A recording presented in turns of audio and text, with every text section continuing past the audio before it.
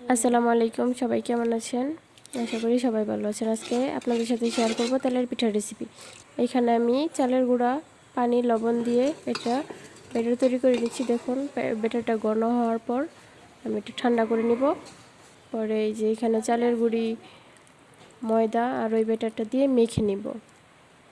আজকে পিঠাটা আমি গুড় দিয়ে তৈরি করব, তাই এখানে গুড় দিয়ে দিয়েছি। গুড় দিলে পিঠাটা অনেক নরম হয়। আমি এখন ব্যাটারটা ভালোভাবে মেখে নিচ্ছি। দেখুন, ব্যাটারটা তৈরি হয়ে গেছে। এখন কড়াইয়ে পরিমাণ মতো তেল দিয়ে আমি পিঠাগুলো দিয়ে দিচ্ছি। পিঠাগুলো ভেজে নিব। এখন পিঠাগুলো কত সুন্দর ফুলে উঠেছে। আমার সবগুলা পিঠাই এভাবে ফুলেছে।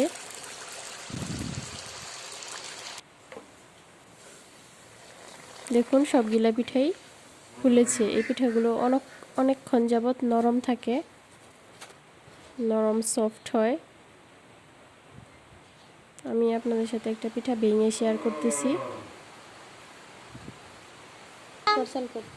দেখুন, পিঠাগুলো দেখিয়ে বোঝা যাচ্ছে কতটা নরম হয়েছে। সবাই ভালো থাকবেন। আল্লাহ হাফেজ।